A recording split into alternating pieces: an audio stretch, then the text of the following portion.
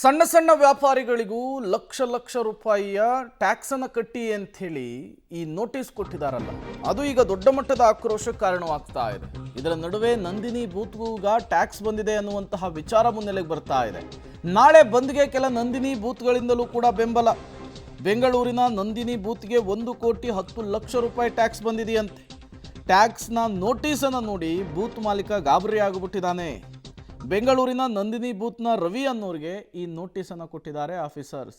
ನಾನೇನು ಮಾಡಬೇಕು, ನನ್ನ ಇನ್ಕಮ್ ಅಷ್ಟಿಲ್ಲ, ಹೆಂಗೆ ಕಟ್ಟಬೇಕು ಅಂತ ಹೇಳಿ ಕೇಳ್ತಿದ್ದಾರೆ. ಅದರ ಜೊತೆಗೆ ದೊಡ್ಡ ಮಟ್ಟದ ಆಕ್ರೋಶ ಮತ್ತಷ್ಟು ಜೋರಾಗುವಂತಹ ಸಾಧ್ಯತೆಯೂ ಕೂಡ ಎದ್ದು ಕಾಣಿಸ್ತಾ ಇದೆ. ವಾಣಿಜ್ಯ ತೆರಿಗೆ ಇಲಾಖೆ ಅಧಿಕಾರಿಗಳಿಂದ ಈಗ ನಂದಿನಿ ಬೂತ್ಗೂ ಕೂಡ ಈಗಾಗಲೇ ಸಾಕಷ್ಟು ನಂದಿನಿ ಬೂತ್ಗಳಿಗೆ ಬಂದಿದೆ. ನಮ್ಮ ಜೊತೆ ಒಬ್ಬ ವ್ಯಕ್ತಿ ಇದ್ದಾರೆ, ಅವರಿಗೆ ಬಂದಿರುವಂಥದ್ದು ಬರೋಬ್ಬರಿ 1 ಕೋಟಿಯಷ್ಟು ತೆರಿಗೆ ಕಟ್ಟಿ ಅಂತ ಬಂದಿದೆಯಂತೆ. ಸೊ ಅವ್ರನ್ನ ಮಾತಾಡ್ಸೋಣ, ರವಿ ಅಂತ. ಸೊ ಟೋಟಲ್ ಆಗಿ 4 ವರ್ಷದ ಎಷ್ಟು ಬಂದಿದೆ? 3 ಲಕ್ಷ ಬಂದಿದೆ ಮೇಡಮ್. 4 ನಂದಿನಿ ಬೂತ್. ಹೌದು ಮೇಡಮ್. ನಾವು ಹಾಲು ಮೊಸರು ಇದೇ ಮಾರೋದು. ನಾವೆಲ್ಲಿ ಕಟ್ಟೋಕ್ಕಾಗುತ್ತೆ ಮೇಡಮ್? ಜೀವನ ಮಾಡೋದೇ ಬೆಂಗಳೂರಲ್ಲಿ ಕಷ್ಟ ಇದೆ. ಮನೆ ಬಾಡಿಗೆ ಕಟ್ಕೊಂಡು ಮಕ್ಕಳನ್ನ ಹೊಸ್ಕೊಂಡು ಇವೆಲ್ಲ ಮಾಡ್ಕೊಂಡು ನಾವು ಇದನ್ನು GST ಬೇರೆ ಕಟ್ಟು ಅಂತಂದರೆ ಎಷ್ಟು ಕಟ್ಟೋಕ್ಕೆ ಸಾಧ್ಯ? ಖಂಡಿತ ತೋರಿಸ್ತೀನಿ ಮೇಡಮ್. ಹೌದು ಮೇಡಮ್. 2021-22ರಲ್ಲಿ ಮೇಡಮ್ 22,73,416 ರೂಪಾಯಿ ಬಂದಿದೆ. ತಿರ್ಗಾ 22-23ಕ್ಕೆ 37,609 ರೂಪಾಯಿ ಬಂದಿದೆ.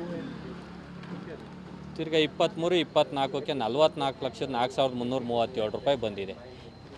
ಇಷ್ಟು 4 ವರ್ಷದಾಗಿದೆ. 24-25ಕ್ಕೆ ಇದೇನೋ ಕಡಿಮೆ ತೋರಿಸಿದ್ದಾರೆ, ಬಟ್ ಇಷ್ಟು ಕಟ್ಟಿ 1.5% ಇವು ನಮಗೇನು ಗೊತ್ತಿಲ್ಲ.